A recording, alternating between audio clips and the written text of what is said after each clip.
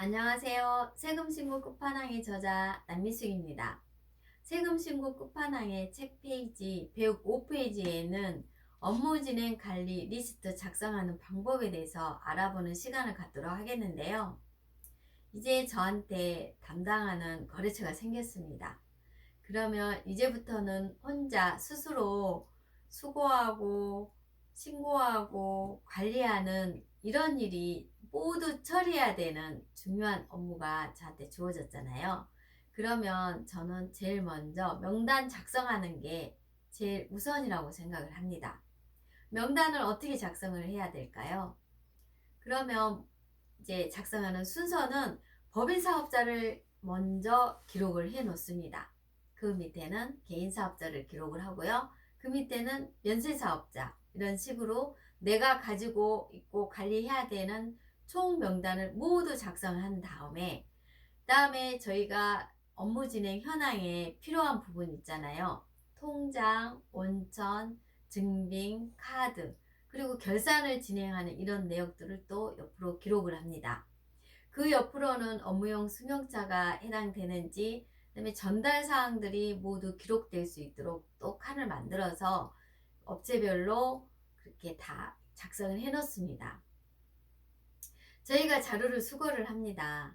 만약에 5월 달에 이제 종합소득세 신고를 위한 그런 자료를 수거를 하는데, 수거할 때는 언제쯤이 될까요? 부가가치세 신고세, 이때 자료를 수거하는 게 제일 좋죠. 왜냐면 소득세 신고는 5월 달에 진행을 하고요. 이미 시점이 지난 시점은 부가가치세 때나 3, 6, 9, 12 이럴 때에 자료를 수치를 할 때 이미 모든 자료가 다 끝나는 시점입니다.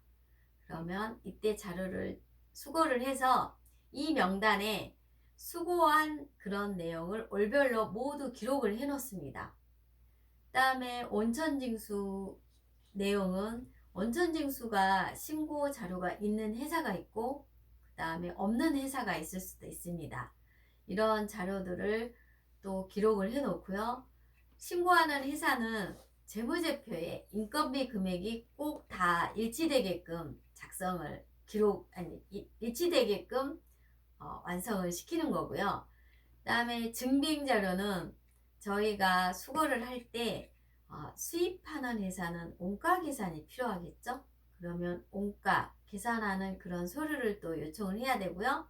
그다음에 건설회사는 현장별로 진행되는 부분이 있으니까 현장별 원가에 대한 이런 부분도 요청을 해야 되고, 그다음에 건설회사 외에 또 여러 가지 다른 이제 업무용 승용차도 또 있을 수도 있잖아요. 그럼 업무용 승용차에 대한 운행일지도 요청을 해야 됩니다. 카드도, 개인 카드는 또 3월, 6월, 9월, 12월 전에 다 홈택스에 등록을 해야 되니까 카드 내역도 바로바로 체킹할 수 있도록 기록을 해 놓습니다. 자, 이 자료가 모두 수거를 했습니다. 수거를 하면 또 기장 입력 관리를 또 진행을 해야 되잖아요. 그래서 입력을 진행을 하면서 또 필요한 서류는 옆에다 다시 비고란에다 표시를 합니다. 예를 들면 법인사업자인데 주식 이동이 있었습니다. 그러면 주주명부랑 기타 이런 서류들을 또 다 요청을 해야 되니까 비고란에다 표시를 해서 법인세 신고할 때 주주명부가 제대로 전자전송 될 수 있도록 마감을 잘 진행하시면 되고요. 이런 모든 진행 리스트는 본인 스스로 진행을 해야 됩니다. 누가 도와주지 않습니다. 이런 부분들이 차근차근 단계별로 경력이 쌓아가기 위한 그런 과정인데요. 경력자라고 해서 이 작성이 필요하지 않을까요? 저는 그렇게 생각을 하지 않습니다. 왜냐하면 저희가 거래처를 최대한 잘 관리하고 문제가 없게끔 진행을 해야 되는 부분이잖아요. 당연히 경력자도 이런 부분도 다 필요하다고 저는 생각을 합니다. 업무 진행 관리 현황표를 자세하게 기록을 해서 업무가 잘 진행될 수 있도록, 그리고 법인세와 종합소득세가 잘 마무리될 수 있도록 하는 업무가 저희의 업무이기 때문입니다. 이상 업무 진행 관리 리스트 작성에 대해서 알아봤습니다. 감사합니다.